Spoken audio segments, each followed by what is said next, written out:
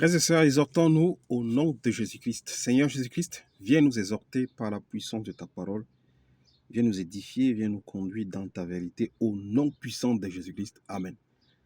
Frères et sœurs, l'importance d'avoir l'esprit de Christ. Pour avoir un bon discernement, il nous faut l'esprit de Christ.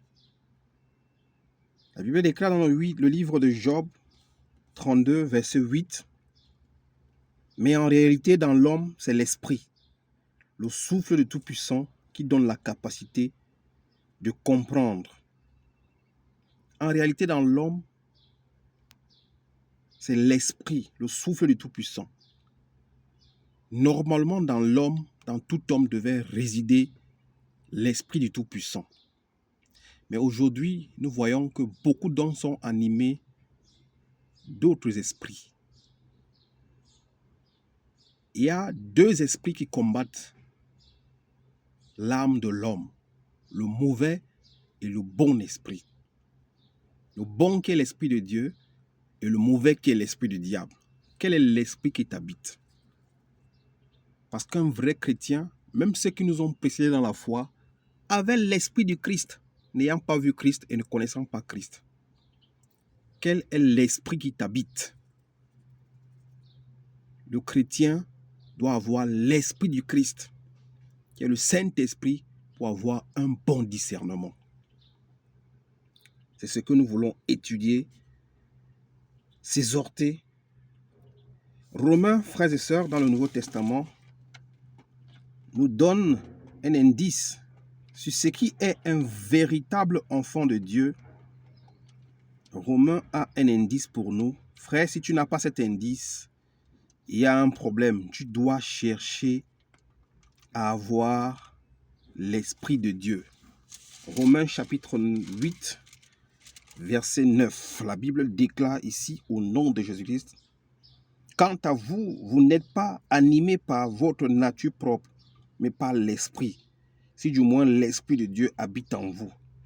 Si quelqu'un n'a pas l'Esprit de Christ, il ne lui appartient pas. » Un chrétien n'est pas animé par sa nature propre, mais un chrétien doit être animé par l'Esprit du Christ.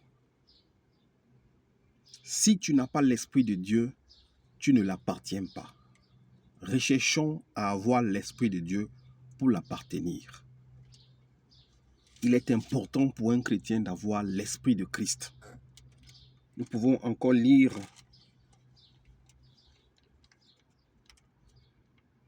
1 Corinthiens chapitre 3.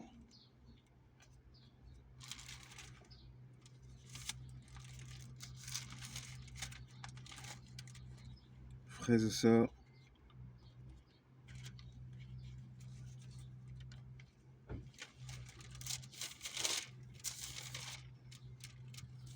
l'importance d'avoir l'Esprit du Christ pour pouvoir marcher selon la parole de Dieu, pour avoir le discernement, pour comprendre les temps et les circonstances actuelles dans le monde et dans l'univers.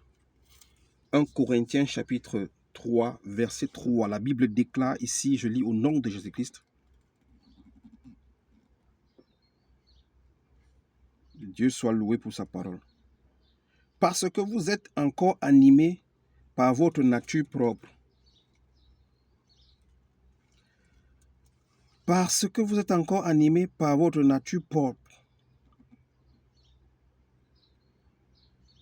En effet, puisqu'il y a parmi vous de la jalousie, des disputes et des divisions, n'êtes-vous pas dirigés par votre nature propre et ne vous conduisez-vous pas d'une manière toute humaine? »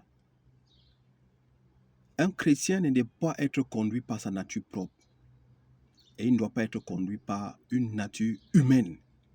Mais un chrétien est dirigé par l'Esprit de Christ. C'est pour ça que quand le Christ partait, il dit qu'il est bon qu'il parte afin qu'il nous envoie l'Esprit de Dieu qui nous conduira dans toute la vérité. 1 Corinthiens 3, verset 17.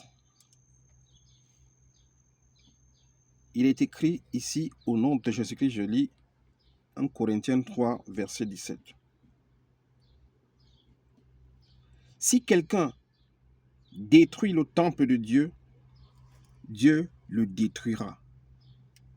Car le temple de Dieu est saint et c'est ce que vous êtes. Frères et sœurs, un chrétien qui est habité par l'Esprit de Dieu, ce n'est plus son corps, mais ça devient le temple de Dieu. C'est pour cela le chrétien a intérêt à ne pas détruire le temple de Dieu. Parce qu'en toi habite l'Esprit de Dieu. C'est pour cela que tu dois prendre soin de toi. La gloutonnerie n'est pas pour un chrétien. L'ivrognerie n'est pas pour un chrétien. Les excès de table ne sont pas pour un chrétien. L'adultère, la fornication, l'impudicité, ce n'est pas pour un chrétien. Le mensonge, l'inimitié, les querelles, les disputes, ce ne sont pas des choses pour un chrétien. Les calomnies, les médisances ne sont pas des choses pour un chrétien. Parce que le chrétien est habité par l'Esprit de Dieu, l'Esprit de Christ.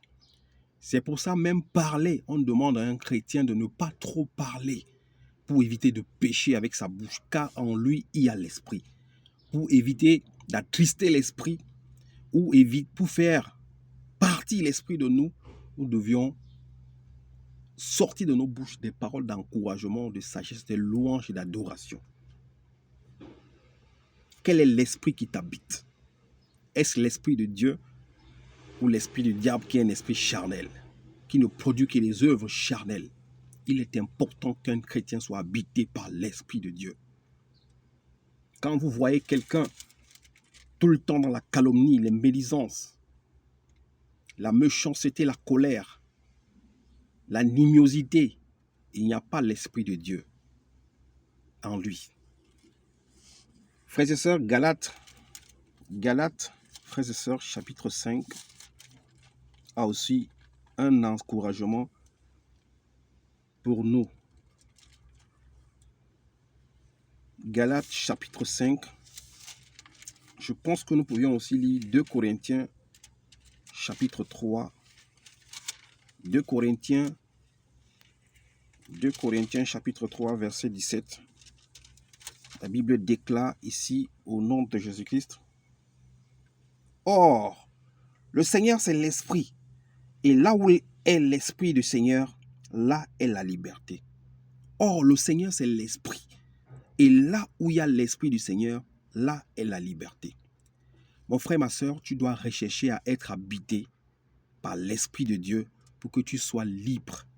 Mais ne fais pas de cette liberté une occasion de forniquer, d'adultère, d'impudicité, de colère, de médisance, parce que tu es libre par l'Esprit de Dieu.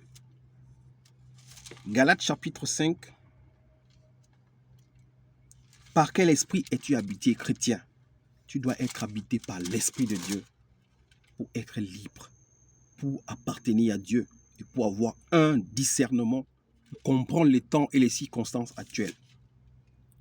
Nous ne marchons pas selon nos yeux physiques, selon notre sagesse, selon nos intelligences, mais nous marchons selon l'Esprit, la foi, l'Esprit et la parole de Dieu qui est une lampe à nos pieds. Galates chapitre 5, verset 18. Pour finir, la Bible déclare au nom de Jésus-Christ. Frères et sœurs, Galates chapitre 5, verset 18. Il est écrit, « Cependant, si vous êtes conduits par l'Esprit, vous n'êtes pas sous la loi. » Cependant, si tu es conduit par l'Esprit, tu n'es pas sous la loi. Celui qui est conduit par l'Esprit n'est pas sous la loi. Il ne fait pas les choses de la loi.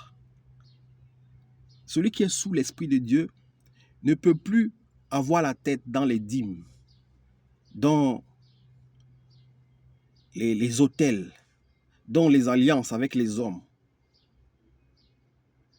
Celui qui est sous l'Esprit ne peut plus pécher. Oh, quand je dis pécher, c'est des péchés qui le condamnent, parce que nous sommes tous pécheurs. Mais il a une conscience qui est purifiée, qui est sanctifiée. Il a une conscience qui est éveillée. Quand il commet un péché, l'Esprit de Dieu le rappelle directement que ce que tu viens de commettre n'est pas bon. Frères et sœurs, recherchons tous à avoir le véritable Esprit de Dieu, qui est l'Esprit de Christ, afin qu'il nous conduise dans toute la vérité. Que Dieu soit béni au nom de Jésus-Christ. Amen.